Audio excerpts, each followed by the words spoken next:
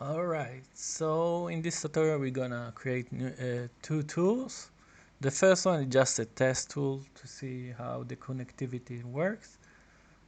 So let's create a new one, editor widget 2, and call it editor utility widget test 2. Alright, so the first thing that we want to do is create a new detail panel. This will show us actual information about the tool. So I will drag it in and make it a little bit bigger. Let's save and compile. And now if I run the editor utility widget, I see undefined object. So there's no information right now. So what I want to do is actually connect it. So to do that, I'll go to the graph. Now what I want to do is to show this panel. So let's get to the panel and set object. So this will initiate the panel value, and I want to reference the self, the actual this tool. So let's get reference to self, compile and save. Right, let's run it again. Now I see the details panels and I get all these actor properties. I want to see only the relevant properties. So first thing, let's create a new property that we want to use.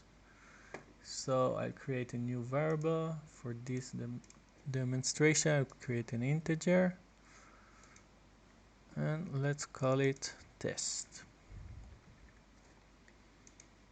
Great. So now when I compile and save, I'll see there's new field, there's new value here in default.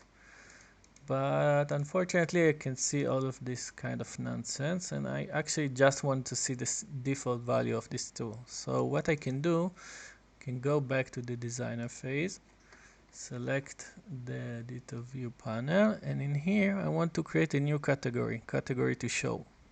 So let's create a new one, and we want to see only the default category. Let's compile and save, and great, now we can see only what I created. Can change the value. Right now it's not hooked up to anything, so it's not doing anything. So let's the first thing that we want to do after that is hook this value up. So what I want to do is when the value is changing here in the tool, I want to create some behavior. So I want to grab the detail view panel and create a new event on property changed.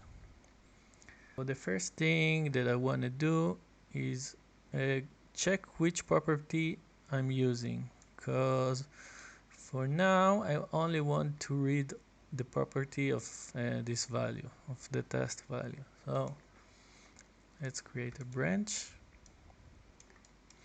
and check which property I'm changing. So if it equals to test, meaning I'm changing the property of the test variable, then I want to create the new behavior. Let's create a new string.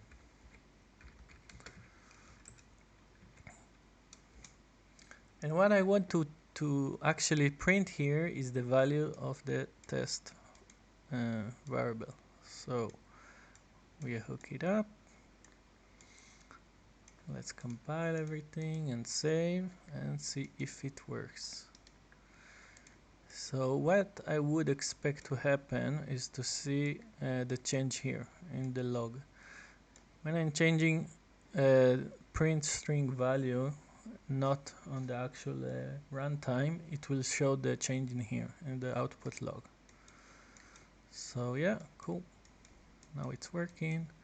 I can change the value in here and I can see the result in here. Great, so it seems to work, and this method can work with any kind of variable that you can assign here. So if I create a new float, or let's create a new boolean, compile and save, and I'll see the actual variables in here.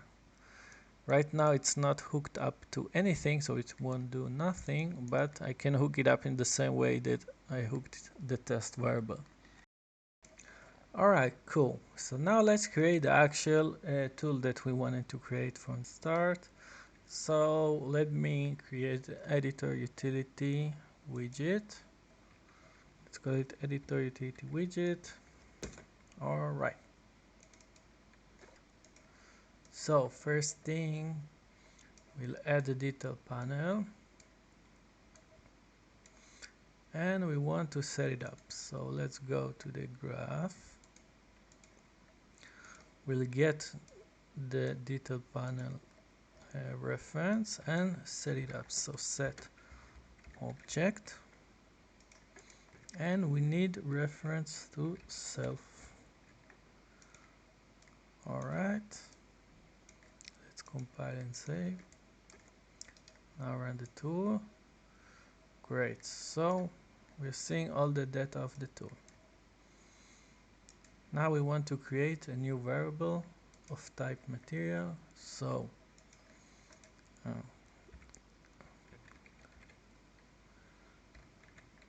check for material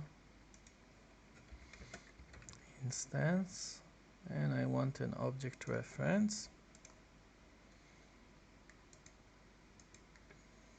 Now let's see. So yes, this is our new material. Rename it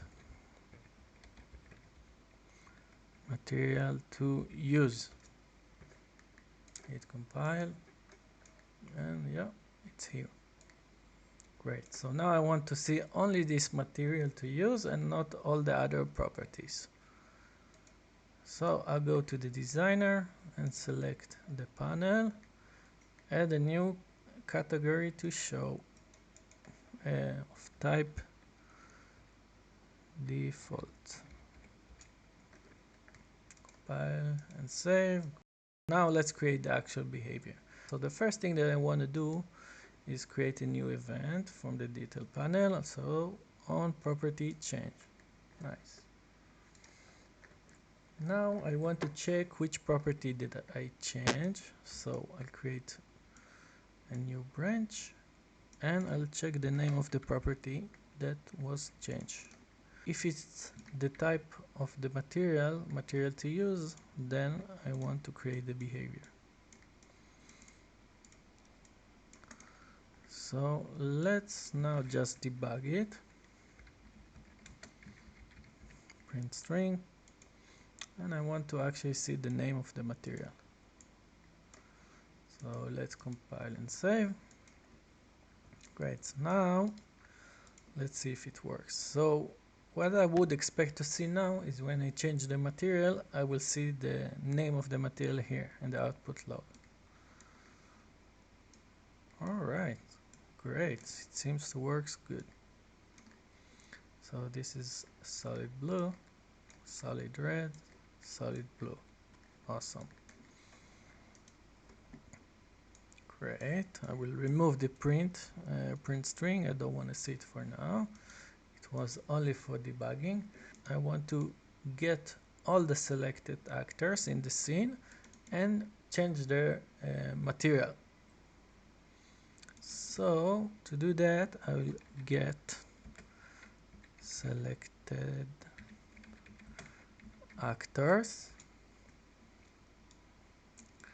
If the material property was changed, now let's do for each. And before we assign a new material, we want to check if it's a static mesh. So let's cast to static mesh actor. And if the cast was successful, I want to change the material. So set material, and the material that I want to change it to is actually the material to use. So let's get it and hook it up. Let's compile and save. Alright, great. So now let's see if everything is working. So I want to change back these cubes. I'm gonna select them. Awesome. So the tool is working. So yeah, obviously this is a very simple tool and you don't really need this kind of tool because you can do it. You can change the material from here. But the purpose of this tutorial is just to demonstrate how you can create more complex tools with the editor widget tool. Yeah, so I hope to see you next time.